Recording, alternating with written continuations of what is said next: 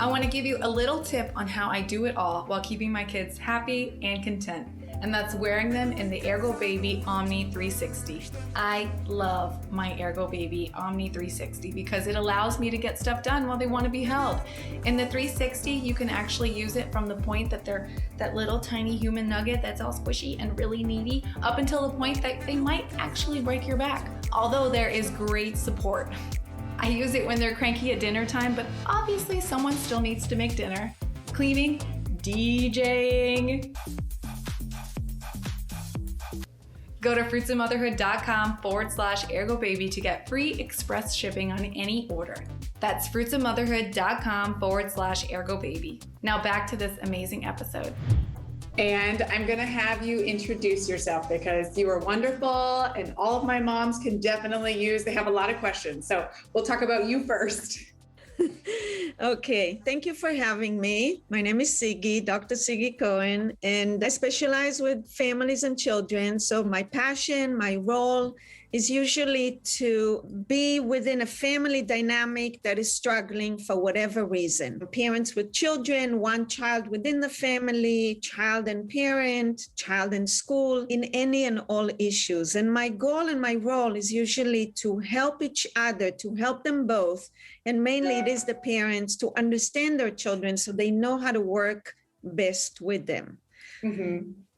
So how did you become a parenting expert? So within all my work, advocating for children and their well-being was always something I just loved doing and felt is very important.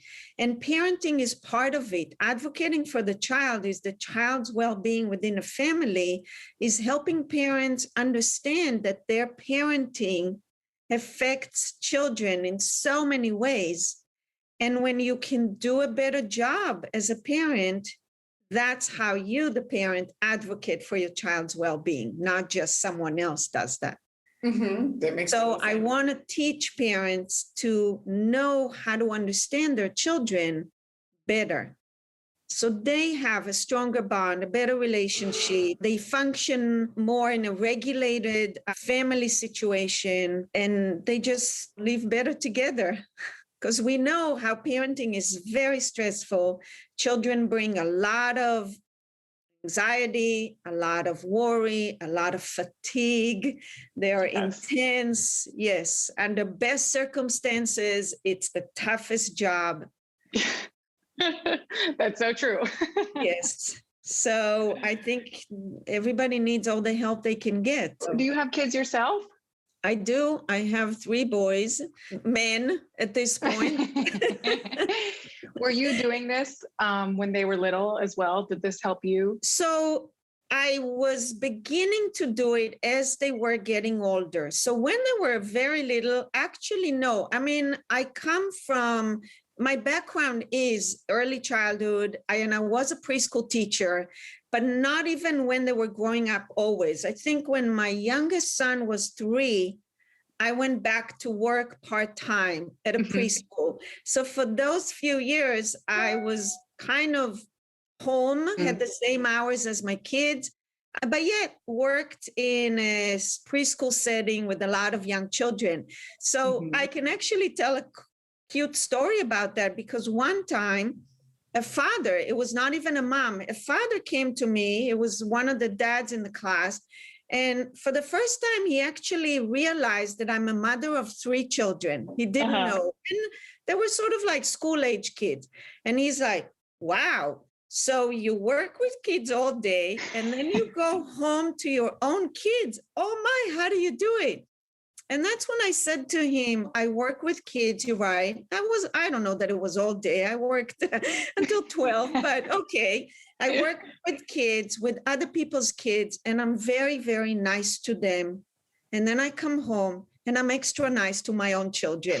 And what I meant by that is that it did take some additional mental capacity for me to be aware exactly of what he was afraid of, that I use all my empathy and resources in the morning, and then I come home and I'm like that, which is what a lot of parents feel no matter what job they do. Yeah, absolutely. Right. So you have to be, okay, I work all day and then I come home, whether with kids or anything, working is Mhm. hard. And then I come home and, oh, wait, I have a whole other job. Yeah. Oh my goodness, it's so true. And I definitely can relate. I'm a stay-at-home mom, but it's like I'm still two different people during the day. Like my energy me versus my afternoon me is totally two different people. True. Yes. I mean, it's true for everybody. So what it means is how much we have to be aware or extra aware, right? To Mhm. really tap into the bottom of our resources to do that really good job, which is hard. I know. How do we do that? Tell me. How do we do that? Yeah. So, one, I think the main focus really, and often with my work, is parents be aware of your own self, be aware of where you are. How spent are you? How tired? How exhausted? How frustrated? How scared? So much of parenting is fear, right? I mean, the things that the children challenge us with bring a lot of anxiety, like, oh, what does that mean? And what's going on? And what's going to happen? We have to be aware of it. So I say, while you're raising your children, raise your own self. And that means be kind, be empathetic, be aware and mindful of who you are and where you are, and take care of that. I don't mean like, okay, fine, everybody, I can't take care of you, I got to take care of me, but to do it simultaneously because we can. I'm not saying again, it's not simple. I just usually say it's doable. Yeah. You have to be aware. So look inward, find out your own needs right then and there. So then you can set it aside. Tell yourself, okay, I can't attend to that, but I can later because we are grown-ups. We can do that if we're aware. After And bedtime. after bedtime, in a few days. Yeah, right. When they're Yeah, 18. exactly. In a few years. This is temporary. Oh, no. Okay, and I know we discussed that today we are going to talk about toddlers because I think a lot of my followers, if not every single one of them, probably has a toddler or is going to have a toddler. Any day now. Right? Yeah, it just kind of happens overnight. So, why don't you explain to me a toddler's mindset? Like, what is a toddler? Yeah, a very, very special breed. I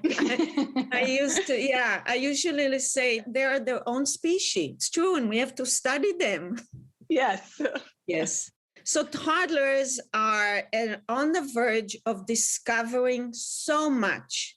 And really what it is mainly that they're about, they think and want to do everything and can do very little. Mhm. So the gap between what they think they can do, of course, I can climb up to the kitchen counter and somehow jump and be fine, time and time and time again. Yeah, no, I can open the refrigerator. I can pour my own milk. I can, run out the door, buckle myself, get in the tub, out of the tub, put what they think and feel that they can do. And the reality of it is this big. And that's where we come in to understand that they want and they think they can, and not necessarily stop that. Oh, wow, I see this is what you want to do. Yeah, you can't do it yet. So a lot of it is actually placing it right here, right now, or be specific. Oh, no, can't climb on the kitchen counter, but you are so good at climbing. Where can we climb? Oh, remember yesterday we went to the park and you climbed on, right? Or we can go outside and we have a little structure. So place what they want to do, be, think, and feel within the parameter of possibility rather than, no, don't do that, not okay. Why? None of that. There's no reason, there's no sensibility in what it is that they're doing. There's just a lot of impulsivity. The world is coming at them from all ends and they just want to grab it. Yeah. When do they stop being toddlers? Because I still have a toddler. Yeah. How old? He is 3. He's 3. So he's probably on the verge of not being a toddler anymore. And we want to kind of say, yeah, you are more of a preschooler at that point, right? Within that age range of, there's a lot more language, full sentences, probably more into initiative rather than just impulsivity. So initiative is like an upgrade of impulses. It's like, I think it's not just, oh, let me just do whatever. It's like, I think I can do this. Oh, look what, it's kind of like that. He's probably more into that phase. And then they're daring. Yeah, they are testy. Yeah, they definitely are. One of the questions that someone asked, which with the testing, was how do we get them to do what we ask? You know, Yeah. which because they're always testing us what we can and can't do. Very true. Yeah. And they also test what we are going to do. Yes. about any situation. It's kind of like, yeah, let's see, what are you going to do about me not wanting to put my shoes on? Yeah, it starts with understanding them and us. So when my child doesn't listen to me, how does that make me feel? Oh, right? Like, yeah, it's tough. I'm frustrated. I have to recognize that first, right then and there. Oh, you're not listening to me now, or you're not doing what I tell you, or we're not working together. Give it other definitions. Learn to sort of like break down your own feeling that attacks you so you can tone it down, so you can actually regulate it. Yeah. So right now, and now you can even say something out loud. Oh, so right now you and I, yeah, we're not working well together. I want you to put your shoes on. You don't want to put your shoes on. Yeah. Or not, I'm not really sure why. You see, what I'm doing is actually just narrating what is going on. What I do by that is I step away from this butting head kind of conflict, which is the most important thing. When I'm not jumping into a conflict with my 3-year-old, I can manage myself and them way better because they have no rhyme or reason most of the time. They're not thinking ahead. So I can understand that they just don't like this oppression. Right? And I can say something. So let's see. We do need to put our shoes on. We need to put your shoes on. You need to put your shoes, whatever it is. I can state the fact, the boundary, not like, why, what's the matter? And look, we need to go, we're late. Like, I mean, we go all over the place. Yeah. None of that works with a toddler or even a preschooler. None of that. So we need to put our shoes on. Let's see. Do you have an idea of how? And I'm not saying like, let's just give them now full range of freedom, but now we can give them some freedom. I can see that for some reason you don't want to do it. Not really sure why, because we're actually going out, we're driving, going to school or the market. It's not a bad thing. So how about you decide you want to put the left or the right? Now, they don't know left from right, but it sparks some interest suddenly. Oh, there's a cognitive question. And they like that. Are you going to put on these shoes and then I tied the laces? Or you put on these shoes and actually they're Velcro and you can do it yourself? I mean, something within that parameter that gives them a sense of, it's not really freedom, but a sense of power. Yeah, like choice, like my choice is power. Yeah, it's empowerment. And really that's what they're looking for. Oppression is lack of power. And I'm not saying that we oppress our children, but that's how they feel. Yeah, well, a little bit, like who he wants to be versus what we kind of have to do today sometimes are two different things. It's so true. Yes. You tell me to do what? Yeah. It's so funny that you picked the shoes topic because we just ran into this morning trying to go to the park. I said, you can pick between these shoes or these shoes. And you don't have to choose now. You can decide when we get there. Oh, that's nice. Yeah. Because he doesn't have to walk until we get there in the stroller, you know. So let's go to some more questions that my followers asked. We had a bunch of questions, but generally they are all the same. Like they all wanted to know the same questions. The number one question was, how do I get my toddler to stop hitting, biting, all the physical actions?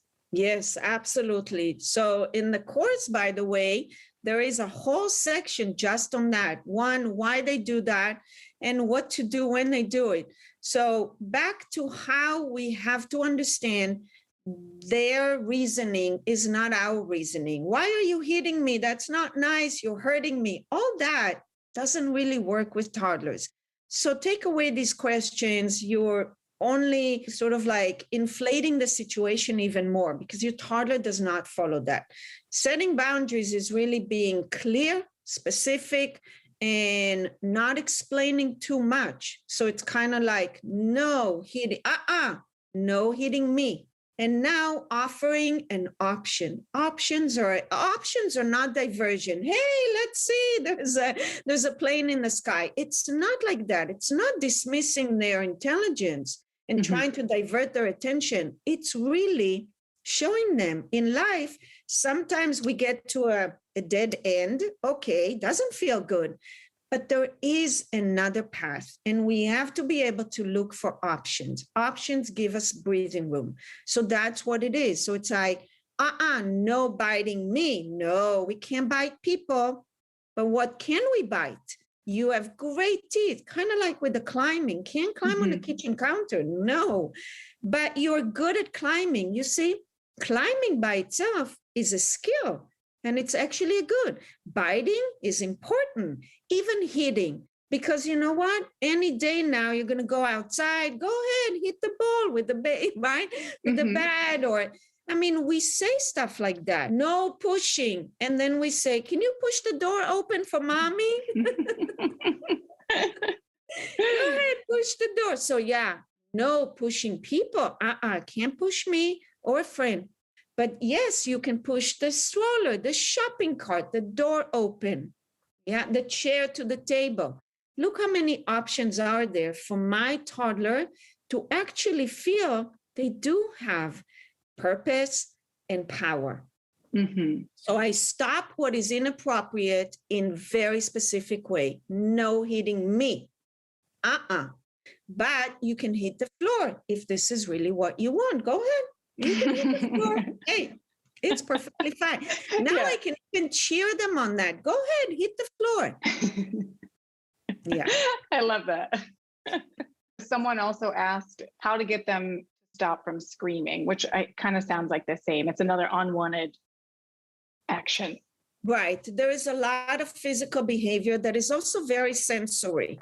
So they do a lot of, because they're still sensory, they still put everything in their mouth. They still want to, touch anything and everything, even when they can't. It's true. And they're still watching, looking, hearing, pay attention to all that. So screaming is very sensory. So we want to actually use it like that. Whoa, that was very loud. I heard it with my ears. Did you? I bet you did too. So you see, if I scream, I'm only thinking I'm going to affect you. But I'm making even my toddler begin to be aware, oh, it's affecting me too. You see, so any kind of behavior that I inflict on you, when you tell me that's not nice, it hurts my ears and so on, I want to let my child know those behaviors that you think you're inflicting on me, they actually affect you more. You see, because if I scream in your ear and I think, oh, look what can I do, what I can do to you, but what does that do to me? Gives me a false sense of power, an ability to feel aggressive, non-communicative, like all these things are not healthy. So I want to tell my child something that is making them aware of themselves, even though they're so young. So I heard the screaming. Yeah, my ears heard that. I bet you did too. Now, they're going to scream again. I know it's kind of like, wah!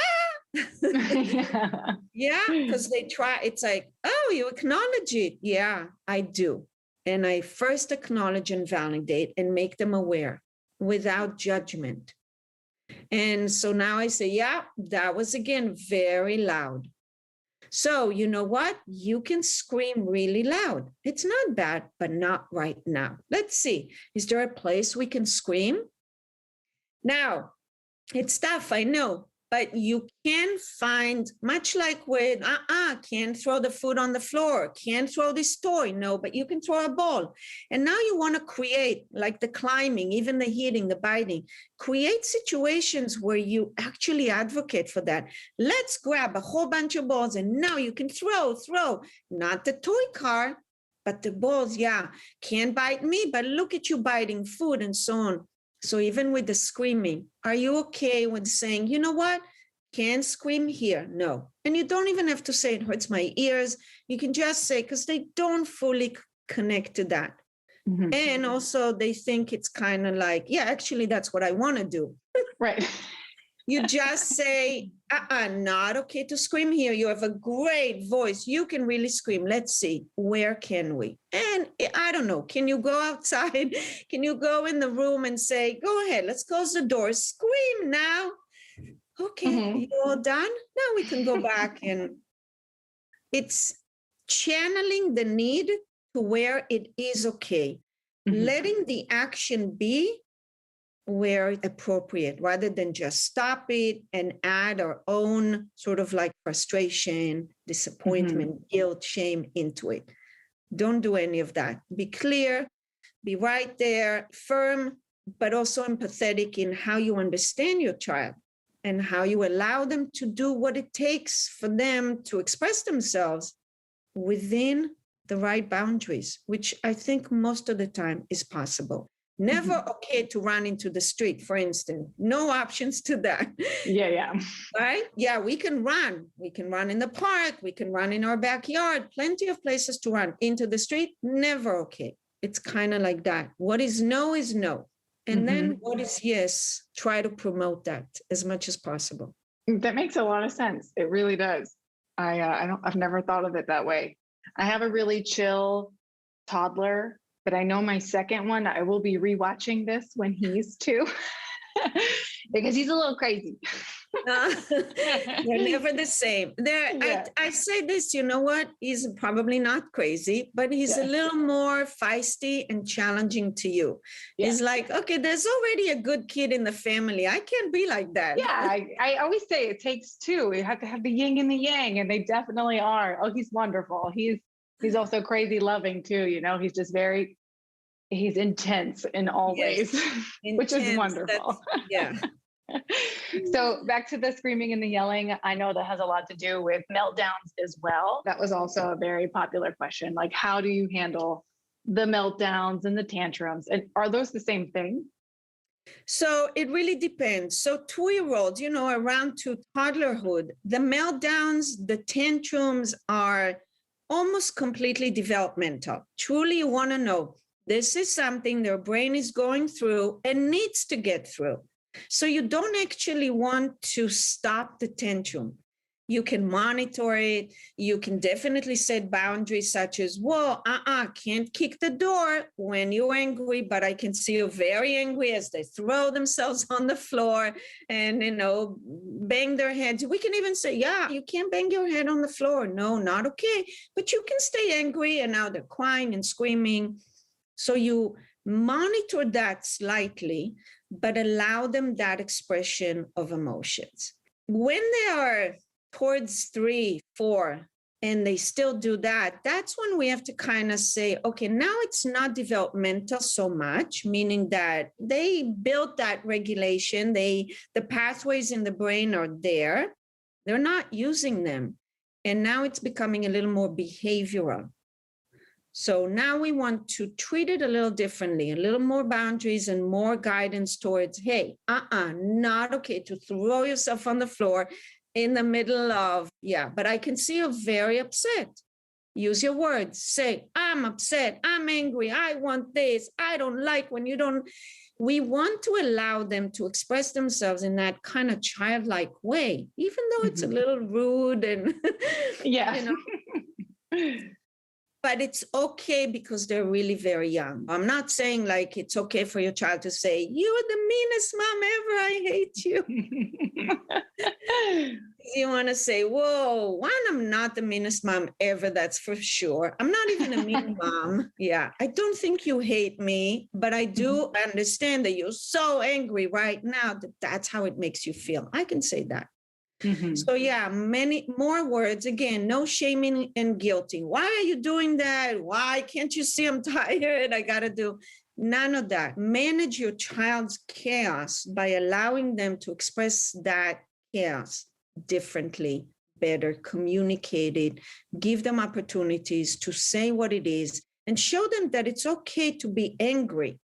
Not okay to do this, this, and this when you're angry. Do you suggest like holding them? I've heard sometimes, I guess, if the kids want to be held while they're having a meltdown, do you, like, what if they're not listening as well and they're upset and screaming? How do you handle that at the same time? Yeah, which is usually the case. So you do what you have to do right then and there to set some boundaries, to walk them through. Try not to add, "What's the matter? What do you want? Here, let's do this." Like, don't offer suggestions. That's just way too overwhelming. And the most important is don't even try to solve what it is they're upset about. That's usually a way for parents and children to get completely lost in this anger, as if you give me what I want, then I'm going to be fine. No, I have to be fine, and then recognize that sometimes I get what I want and sometimes I don't. And even when I'm not fine, I have to learn how to regulate that, how to express it better, and so on. So it's not about here, okay, fine, let's do this, let's do that. No, first and foremost is need to calm down, calm yourself down. All right, I want you this. I hear you. But first, let's calm down. So don't respond to what it is they want or are saying, or what made them upset, as if you're supposed to fix that. Your goal is to help your child basically come back to their own senses, as we say, kind of regroup. Because when we are calm, everything seems completely different, right? Yeah. And we manage and handle, we're so much more able to manage life when we're calm. That's what you want to do. So help them first do that. Now, I think that conversations in between are important. So right when it's all over, however it is, you want to say, and it doesn't have to be right away if you can't talk to them an hour later, hours later, at bedtime, in the car, when it's kind of like a moment of quiet. Wow, so you are very upset, or you get very upset, and this is how you do it. You yell, you scream, you throw yourself on the floor. Yeah, we can't do that so much. We can be upset, and we want to learn how to be upset. And now you can help your child learn to express anger in a way that you're truly there for them, hearing them, and letting them know, I know what it feels like to be this angry. I want you to be able to express that. I'm not questioning your anger. I'm just showing you that there is one way to express it that is not okay, but there's many other ways that are okay. So have these kind of conversations. And again, come up with ways for your child to also chime in. So what do you think? Next time you ask him if you're going to ask for another cookie, and I'm going to say no. And wow, you're going to be so upset like you were last time, right? So yeah, use their own experience. They can really relate to it. What do you think we can do? Now, a child is like, then give me another cookie. Like, well, maybe not. Sometimes you get another one, sometimes no. What are you going to do when you are going to be very upset? Remember, you threw yourself on the floor, you started kicking me or something. Can't do that. But what can you do? They don't always have an answer to that, so we can give them some answers. I think you can stay upset. It's perfectly fine, which I want parents to be aware how often they try to stop their kids from being upset. And that's the wrong goal. Like, why? Stop. Don't be upset. It's fine. There are more cookies next. It's like, you can be upset. It's okay.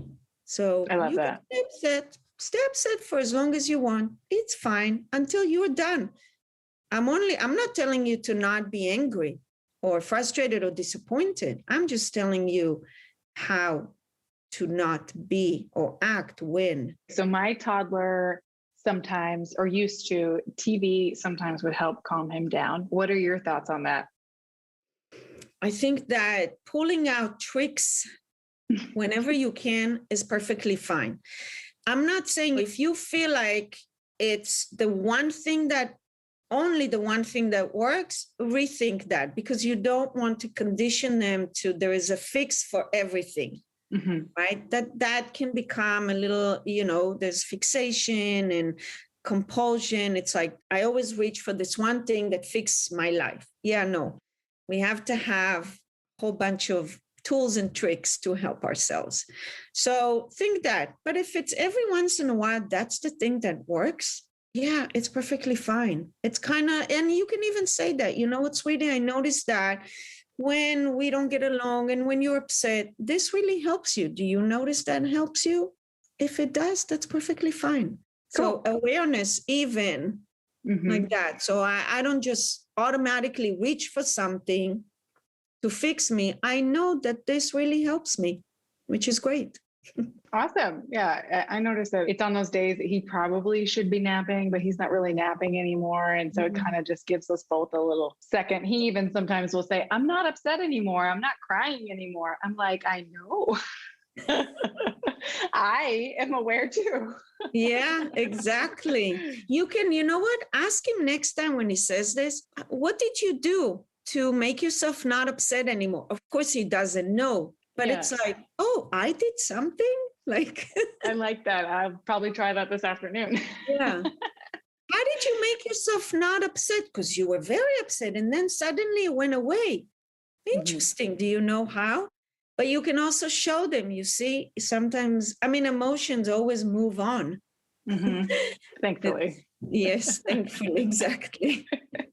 Some kids I've heard don't have meltdowns or tantrums. What do you think about that? If they don't, notice if they have other outlets that kind of begin to show in a way that's not necessarily helpful to them, right? Like they are sort of like holding on to stress and anxiety way too much internally and not explaining or expressing. So are they doing too many of those bad habits, right? Like they start eating their hair or their, kids do that, right? Or they're these kind, or they reach for food. I'm hungry all day long. Yeah. So know that most likely they are channeling in a way all that stress and anxiety inward. And it's not necessarily healthy. So you want to help them because it's okay to express ourselves. It's actually really important. Doesn't mean that I'm supposed to be aggressive towards you when I'm angry at you, but it's very important that I'm allowing myself and I'm able and know that there's a way for me to express it. Someone else also asked when they wake up from a nap or from sleeping all night and they just start crying, because my son also did that. And I didn't know what was going on. TV helped us a lot through that too. And notice if your child needs more transition time. Things kind of like when they happen just like that.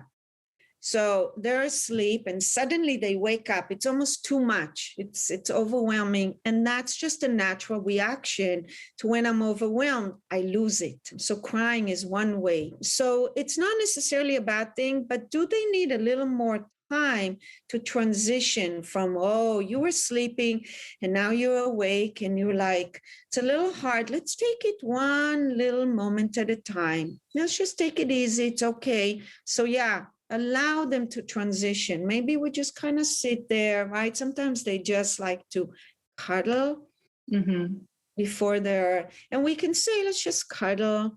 Let's just be quiet. You can actually still lay down. You can cry. It's perfectly fine. Try to not question, why are you crying? What's the matter? What happened? And now we put maybe sometimes even ideas. Did you have a bad dream? And no need for that. Okay. And in preschool, when you were teaching, did they still take naps at that time? Did you experience this with other people's kids? Sure. So usually most kids transition out of the afternoon nap around between 3 and 4. This is kind of developmentally where they are. So a lot of them will still need the nap every so often. Sometimes it's like every other day. They sort of accumulate this kind of like fatigue, but not regularly every single day. And what it means is that they are transitioning from not having to nap. Most 4-year-olds, if they do nap, they actually don't go to sleep at the right time for nighttime. Right. So suddenly they're not falling asleep at 9 or 10 or even 11. I mean, I hear of that and I'm like, yeah, not healthy for them. So you want to know that the nap at that point is not as important for their health as the night sleep and going to bed early. Young children's brains, I mean, I think all of us, but we learn to function. Young really functions according to the sunset and, sunrise, sunset. Mm-hmm. So as the day progresses and the sun begins to set, it's like almost nighttime, their brain begins to shut down. They need to go to sleep right then. So it's really important. So cut the nap, even though you may have a few hellish afternoons. Yeah. Like jet lag. It's like that, right? That fatigue that you can't control, but it's important. So yeah, most 3.5, 4-year-olds don't need to nap anymore. Early bedtime is way more important. And even though they wake up really early in the morning, which is actually really healthy for them. I know not for parents, but healthy for the kids. Yeah, I question that every morning at 6 or 5 o'clock. Right. Like, oh. Yeah, I know. It's cruel. Yeah. And it never fails. It's like they take turns waking up. I can never sleep in. One of them always is up. I'm like, oh my gosh. I get a holiday like once a month. Right. Yeah, a little bit of a break. Yeah. Let's talk about toddlers refusing food. How do you handle that? Right. So most young children are more picky eaters than not. I know that parents think that all other kids eat everything and only their child is picky. It's not actually true. There are some kids who are really good at that. It's true that somehow they're just open to all these flavors, colors, and tactile, right? The way food feels. Most kids are actually picky eaters, and that's because this is how their palate develops and also their brain. They take information one piece at a time, and food is that as well. It's like, I can't handle all those many different colors, textures, flavors. I can't. Smells even. Food is very sensory. Mm-hmm. So if you can work on yourself, I know how food is important to parents, and I know how feeding our children becomes like a mission. Mm-hmm. But if your child is healthy and they're really picky at eating and they're only eating certain items, I say, work with that. It's fine if they repeat the same food over and over again. It's like, why does he only want plain pasta? It's better to give that plain pasta than fight. Yeah. Food issues can become very severe, especially in our culture. It's not something you want. And it's not just girls, boys too. It becomes a lot about control. And, we develop all these other psychological issues, emotionally attachments to food.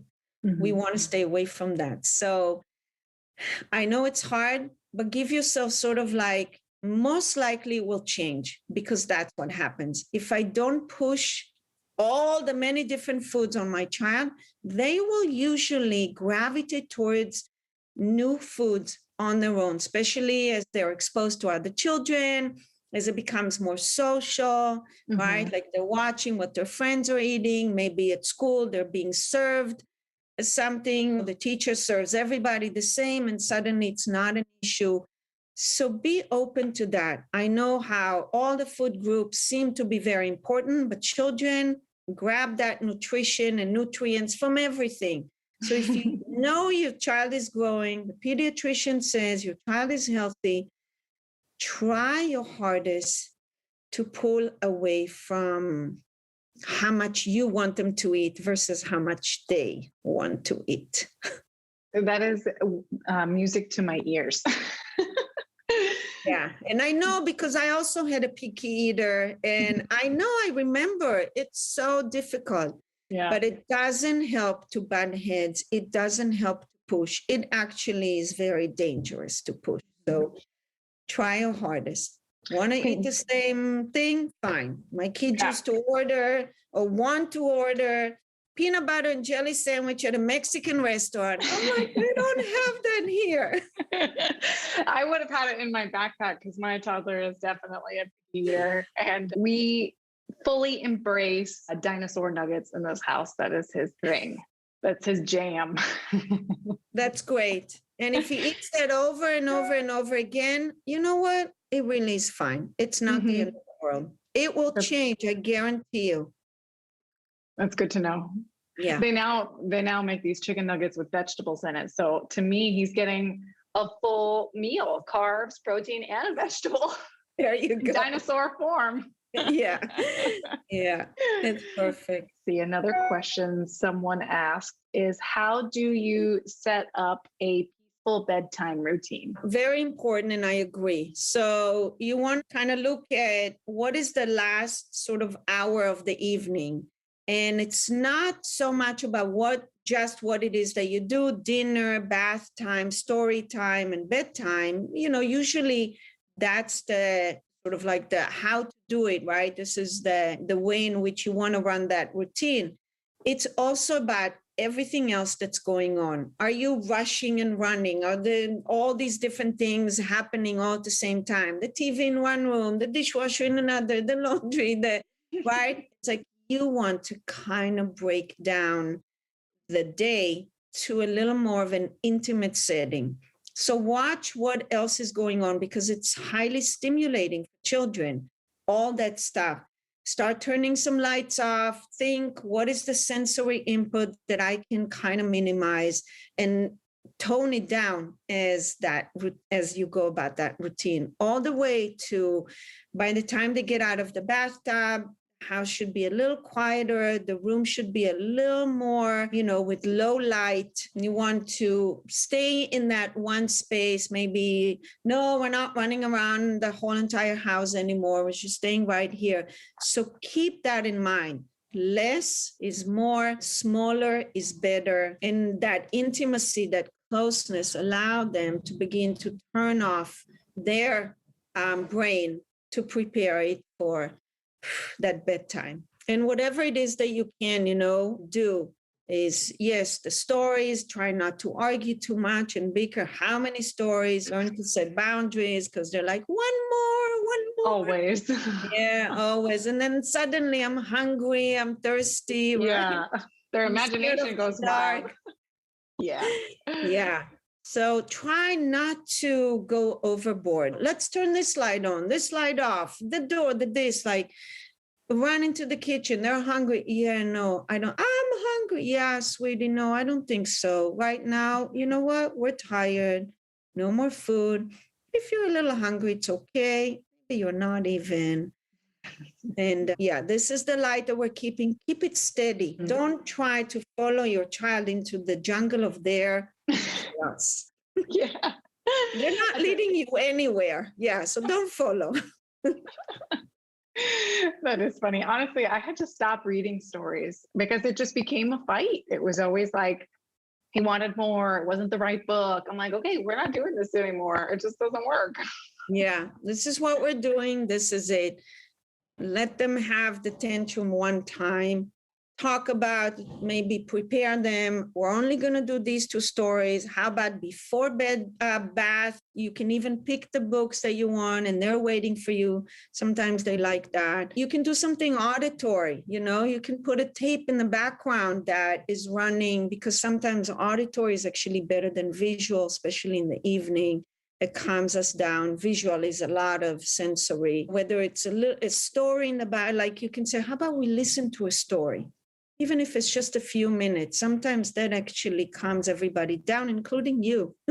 Yeah, definitely. That sounds nice. I was just like, oh, that sounds good. Yeah. So pick like books on tapes for whatever that they're going to like. It's very helpful. 2-3 minutes of that. That sounds really nice. So another person wanted to know, how do you build confidence in a toddler? I think that the most important way to do it is actually what we said in the beginning, allowing them to recognize what they want, what they need, that is not bad. Why are you doing this? Climbing, running, throwing. It's actually recognizing it in a positive way because it comes from their own need for autonomy, for experimentation. So you can allow that and even promote that, except when it's not and when it is. So you love to climb. You are good at climbing. We can climb. Oh, not right now. Yeah. And not here, but another time. Remember yesterday you did that. So you tap into that memory. See, when somebody knows something good about me and they're talking to me about it, oh, it makes me feel so good. Like, wow, yeah, you're right. And we love to chat. Even when we're so young, human beings are communicative. So you talk to me about whatever goes on in my brain, I feel good about it. So do a lot of that. Promote whatever the action that your toddler seems to want and follow and repeat in a positive kind of way by recognizing that it's okay to want it. Even when I can't get it, it's okay to do it. Maybe not this way, but that way, and so on. That's confidence. Mm-hmm. And we can talk about, there's like 2 more big things. It's them whining. How do we get a toddler to stop whining? And clinginess. Yeah.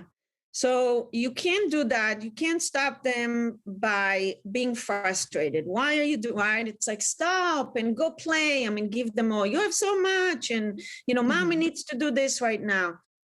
None of that actually really resonate with them. It only adds to the overall frustration that is, and now we're also needy. They're needy and we're needy. Yeah.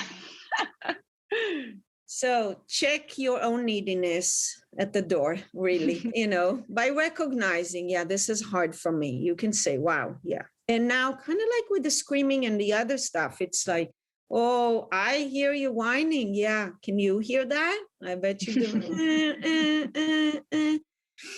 Yeah, make them aware of it. Don't try to stop it. Just maybe set some boundaries to it. How about you can whine right there? It's perfectly fine because you see the thing about being needy, it actually feels good.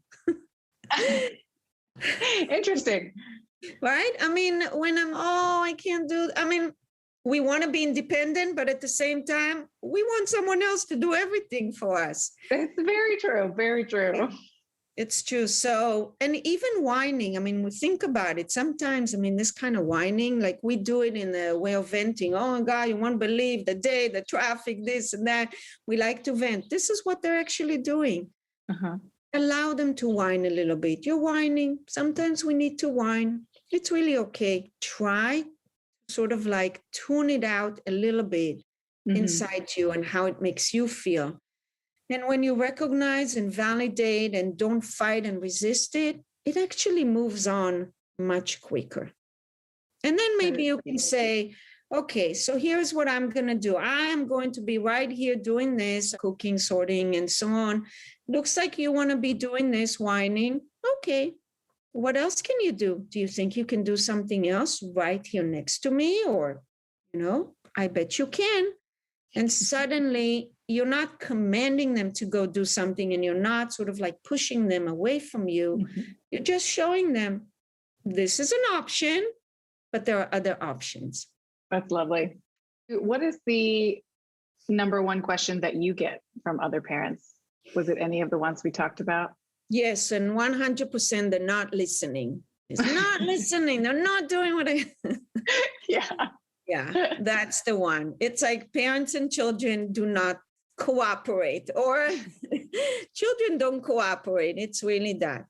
Yeah, that's the number one struggle, because we come from this place of, I'm going to tell you what to do and you're just going to do it. They're not little soldiers and they don't really work for us. And oh, I love that. That's funny. Yeah, we have to kind of work at this collaboration. Looks like right now you and I, it's not working. I'm telling you to do this and you don't want to. So once again, recognize where they're coming from. Don't question that. Mm-hmm. And then assert yourself again. But yeah, I understand you don't want to clean up or put your shoes on and do. I get that. Yeah, but we need to. Come on. That's what we need to do. So here I am to help you. Let's do this together. Offer help and support, not resentment and frustration. Mm-hmm. And let's talk about your course a little bit too. I'm sure you go into all these things.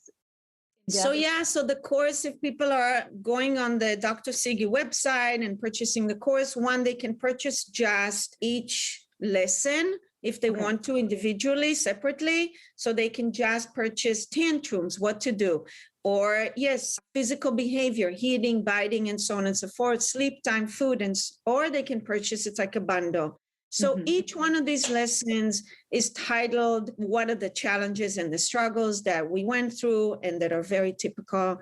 And I walk them through a little bit of background and explanation, but then most of it is really what to do, how to sound, how to handle yourself and them. There's an actual script for everything.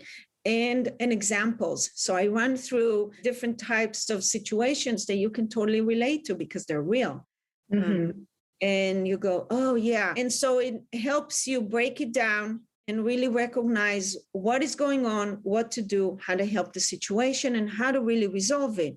At the end of each course, you can download that cheat sheet. So it has those like sound bites of everything that we just talked about. You can obviously listen to all the different clips at your own randomness. You want to listen to this part more or that part, right?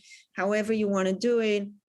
You can carry that cheat sheet with you, post it on the refrigerator, on your phone to repeat. You can listen to the auditory in the car. So all that is available and helpful. I always ask everyone the same two questions, but before we go, just an attempt to normalize the ups and downs of motherhood. So the two questions are, what is your least favorite part of motherhood? Because it's okay to kind of have one of those, and your favorite part. That's interesting.